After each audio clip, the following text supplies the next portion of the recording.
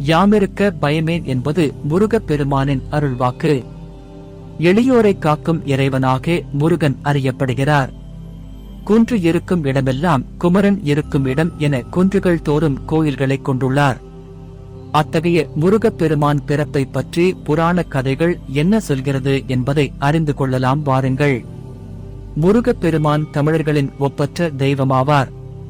தொல்காப்பியரின் கூற்றுப்படி தொன்மையான தமிழர்களின் ஐந்திணை வழிபாடுகளில் முருகன் சேயோனாக வருகிறார். சேயோன் குறிஞ்சி நிலத்தலைவனாவார். முருகு என்றால் தமிழில் அழகு என்று பொருள். அதன் அடிப்படையில் முருகனானவன் அழகன் ஆகின்றான். தமிழின் மெல்லினம், இடையினம் மற்றும் வல்லினத்தை ஒருசேர இணைத்த பெயராக அமைந்தது. சிங்கப்பூர் உள்ளிட்ட பல நாடுகளில் முருக வழிபாட்டை தொடர்கின்றனர். இன்று முருகன் கோயில் வழிபாடு என்பது சைவத்தில் இருந்தாலும் ஒரு காலத்தில் அசைவ வழிபாடு இருந்ததாக தமிழ் இலக்கிய சான்றுகள் தெரிவிக்கின்றன. தினை மாவும் ஆட்டு இரத்தமும் படையலிட்டு வழிபட்டனர். இதை பற்றிய குறிப்புகளை திருமுருகாற்றுப்படை நமக்கு விளக்குகிறது. தமிழ் இலக்கியத்தை தாண்டியும் முருகனை பற்றிய குறிப்புகள் இலக்கியங்கள் பிற மொழிகளிலும் நிறைய உள்ளன. அவ்வாறு கந்த புராணம் வடமொழி இலக்கியத்திலிருந்து தமிழில் மொழிபெயர்க்கப்பட்டது. அதில் முருகப் பெருமான் சிவனுக்கும் பார்வதிக்கும் மகனாக தமிழகத்திற்கு அறிமுகம் ஆகிறார். அவ்வாறு வந்த கதைகளில் சில பகுதிகளை நாம் காண்போம். அன்னை பார்வதி தேவியின் ஒரு அவதாரத்தில் மலைகளின் அரசரான இமவான் மன்னனின் மகளாக பிறந்தார். அவர் மீண்டும் சித்தனைகளை கூறி நீங்கள் தலையிட்டு ஏதாவது செய்ய வேண்டும் என்று வேண்டினர். அசுரர்களுக்கு கிடைத்த அற்புத வரத்தின் காரணமாக அவர்களை சிவபெருமானின் சக்தியை தவிர வேறு எந்த சக்தியாலும் அழிக்க முடியாது என்று அவர்களிடம் பரிந்துரைத்தனர். ஆதலால் சிவபெருமானும் பார்வதி அம்மையும் ஒரு குழந்தையை பெற வேண்டும்.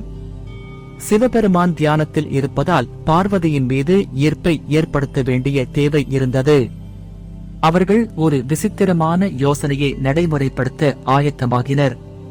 காதலின் கடவுளான மன்மதனை அணுகி சிவபெருமானின் கவனத்தை அவருக்கு சேவை செய்து கொண்டிருக்கும் பார்வதியின் மீது காம பார்வையாக விழ வைக்க வேண்டும் என்று கோரிக்கை வைத்தனர். மன்மதனும் அவர்களின் கோரிக்கையை ஏற்று கந்தமாதான பர்வதத்திற்கு சென்றார். அங்கு அவர் தனது வில்லிலிருந்து காதலை தூண்டும் அம்புகளை சிவபெருமானை நோக்கி எய்தினார். மதேவம், அகோரம், சத்தியோஜதம் மற்றும் ஆதோமுகம் ஆகிய 6 முகங்களுடன் ஒரே உருவமாக மாற்றினார். அத்தகைய முருகப்பெருமான் பக்தர்களால் சண்முகன், முருகன், சுப்பிரமணியன், கந்தன், கார்த்திகேயன் மற்றும் இன்னும் பல பெயர்களில் அழைக்கப்படுகிறார். அன்னை பார்வதி முருகப்பெருமானுக்கு தனது சக்திகளை உள்ளடக்கிய வேல் ஒன்றை பரிசாக வழங்கினார். அந்த வேலை கொண்டு முருகன் சூரபத்மனுடன் போரிட சென்றார். போரில் சூரபத்மன் 2ஆக பிளக்கப்பட்டார். பிறகு அசுரரான சூரபத்மன் முருகனிடம் இறைவா, நான் உங்களுடனே இருக்க விரும்புகிறேன் என்று வேண்டியதால் ஒரு பாகத்தை சேவலாகவும் ஒரு பாகத்தை மயிலாகவும் மாற்றினார். அதில் சேவல் முருகப்பெருமானின் கொடியிலும் மயிலானது அந்த இறைவனின் ஊர்தியாகவும் மாறியன. இவ்வாறு பல பெருமைகளை முருகப்பெருமான் தன்னகத்தே கொண்டுள்ளார். தமிழர்கள் நெஞ்சில் நீங்காத புகழை பெற்றுள்ளார். தன்னுடைய பக்தர்களால் பல கோயில்களை பெற்று அந்த கோயில்களில் இருந்து தன் மக்களுக்கு அருள் பாலிக்கிறார்.